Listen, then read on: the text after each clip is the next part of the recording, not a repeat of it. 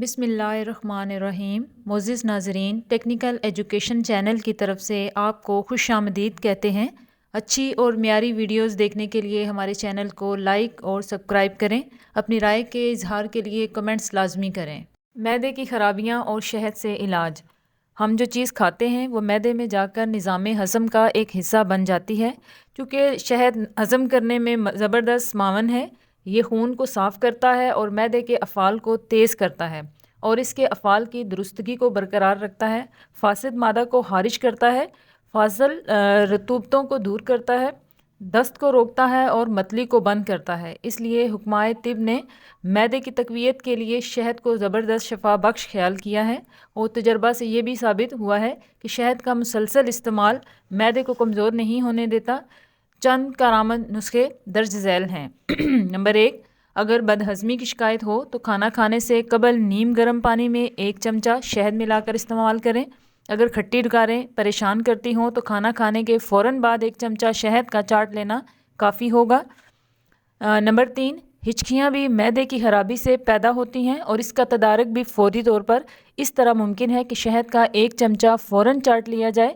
اگر مور کے پر کی راکھ بھی تھوڑی سی شامل کر لی جائے تو بہت فائدہ مند ہے۔ یہ خیال رہے کہ مور کے پر کا وہ حصہ ہی کارآمد ہوتا ہے جو روپیہ کی شکل کا نہایت خوش رنگ ہوتا ہے۔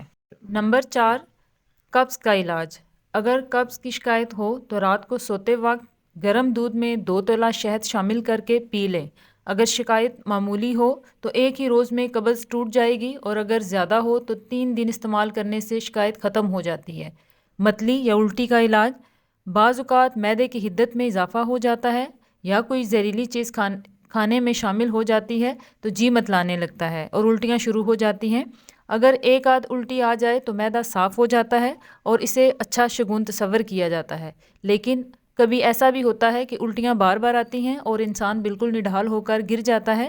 لہٰذا ایسی صورت میں گلو خشک 1 تولہ پانی میں جوش دیں اور صاف کر کے 1 تولہ شہد ملا کر مریض کو پلائیں تو الٹیاں بند ہو جائیں گی۔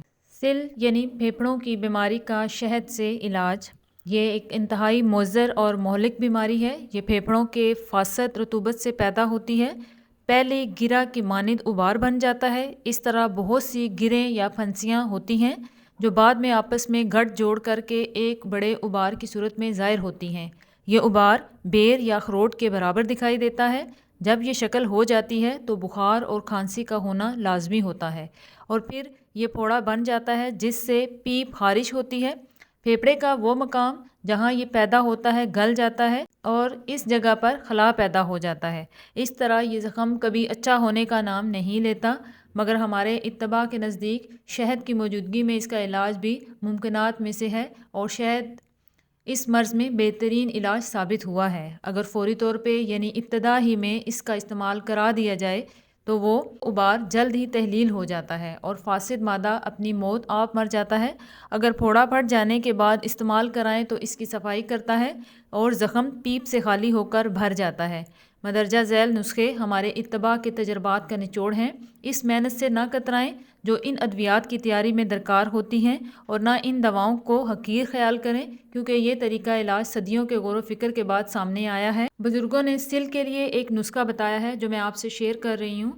تیز پات، چھوٹی الائچی، دار چینی، ہر ایک 9 ماشا، طبع شیر 1.25 تولہ۔ ان ادویات کو پیس کر 30 تولہ شہد میں شامل کر لیں اور صبح کے وقت دودھ کے ساتھ 3 ماشا سے 1 تولہ تک، اور شدید حالت میں 2 تولہ تک کھلایا جا سکتا ہے۔ سل کے لیے حکمائے قدیم کا آزمودہ نسخہ ہے۔ قلب یعنی دل کی تقویت کے لیے شہد کا استعمال۔ اگر آپ روزانہ کھانے کے بعد شہد کا 1 بڑا چمچہ کھا لیا کریں تو قوت قلب کے لیے کبھی کسی علاج معالجہ کی ضرورت پیش نہیں آتی، کیونکہ اس قدرتی خوراک میں وہ سب کچھ موجود ہے جو اس سرچشمہ زندگی کے لیے بہت ضروری ہے۔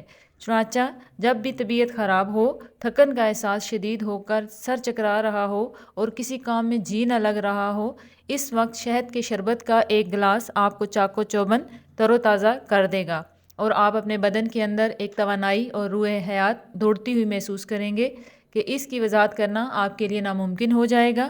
البتہ آپ کے چہرے کی تر و تازگی اور رونق آپ کی صحت کا منہ بولتا ثبوت ہوگی۔